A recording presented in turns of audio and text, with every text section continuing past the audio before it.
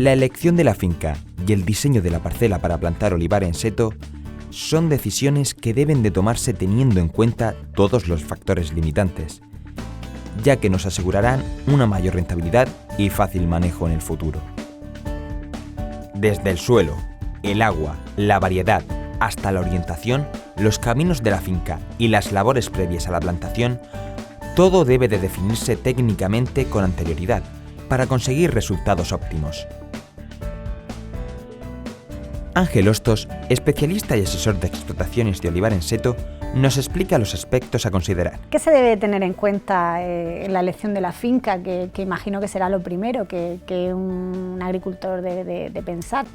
Sí, claro, lo primero sería elegir una finca adecuada y aunque si bien es cierto, el olivo no es muy exigente en clima y suelo, sería conveniente realizar un estudio climático de la zona en cuestión y hacer analítica de suelo para ver con qué contamos. El olivo respecto al clima es verdad que aguanta una helada fuerte de más de -8 grados, pero luego es sensible a heladas de finales de otoño, que se hiela la aceituna, y a heladas de inicio de primavera en la que se puede helar la yema fructífera, con lo cual nos quedaríamos sin cosecha ese año. En un mismo término de pueblo, de ser unas parcelas que puedan estar distanciadas 2 o 3 kilómetros, tienes que hacer un estudio previo a la plantación, viendo las diferencias de grados que puedes tener. Otro factor limitante podría ser el tema de encharcamiento.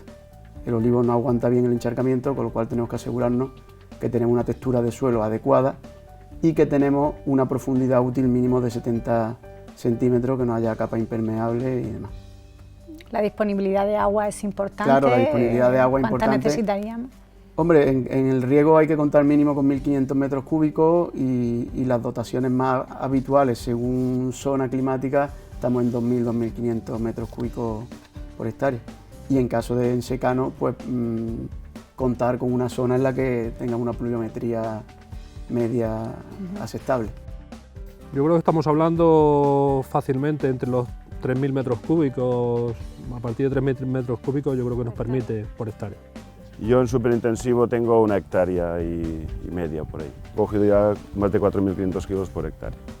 Yo le estoy echando, cuando termino la temporada, son unos 500 metros cúbicos. Y supongo que lo siguiente será la variedad del cultivo. ¿Hay variedades adaptadas, especiales para este sistema? Hombre, en la elección de la variedad, el factor más importante que vamos a tener es la adecuación de la variedad en cuestión al sistema en seto.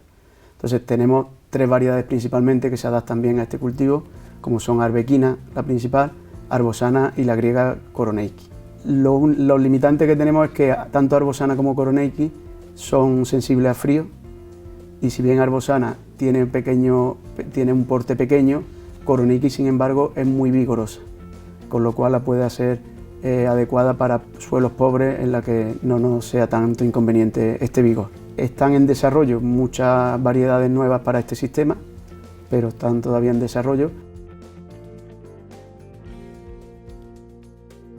Se ha conseguido con estas variedades un sistema de cultivo muy interesante para la mecanización, que es básicamente la gran ventaja del cultivo. No todas las variedades tradicionales se pueden utilizar por lo leñosas que son. Sería imposible tener un seto bien definido. Tienes que jugar mucho con la variedad que sea la menos sensible al hielo, o la más fuerte a la hora de las heladas.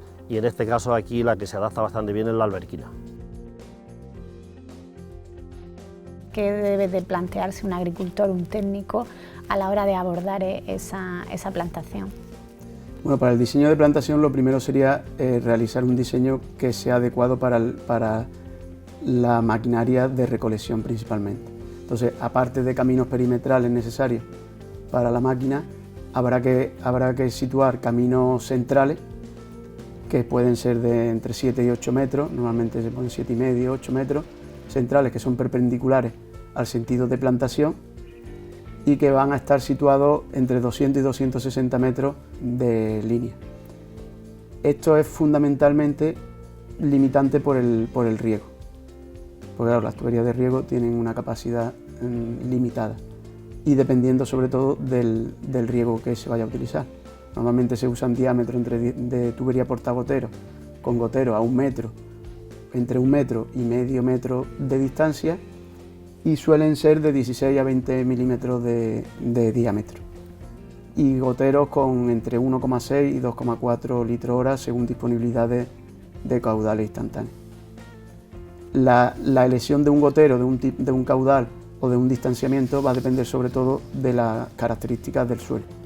En suelo arenoso necesitaremos distancia entre goteros más pequeñas para que se cubra bien la superficie, y en suelo arcilloso podemos irnos a distancias mayores, para que haya un buen solape de bulbo húmedo y no se quede ninguna planta sin regar correctamente. Y si ya nos centramos en la planta, los marcos de plantación y las orientaciones supongo que serán muy importantes en este sistema.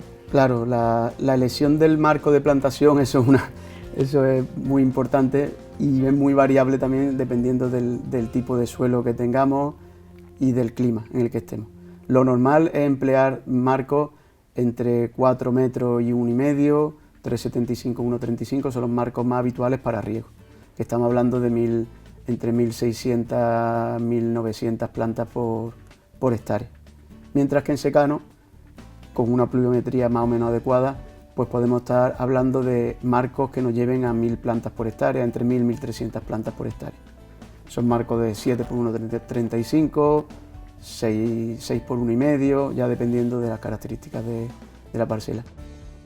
Tenemos que meter muchas más plantas por hectárea que el intensivo. Estamos hablando de que el superintensivo están entrando sobre 1.600 o 2.000 plantas por hectárea, dependiendo del marco de plantación, y un tradicional estamos hablando de 200 plantas por hectárea, 250.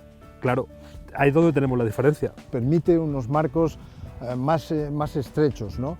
Estamos hablando de 1,5 metros por 4 metros, por 3 metros, o 1,35 metros por 3 metros. La orientación luego también es muy importante. Está claro que la mayor insolación la va a recibir el seto si plantamos norte-sur, pero luego hay que tener en cuenta la orografía del terreno, las características perimetrales de la parcela, y todo eso nos va a llevar a la elección de la orientación. No hay reglas fijas, pero sí que hay que plantarlo adecuado al terreno que hay, a la disponibilidad del agua y a la orientación.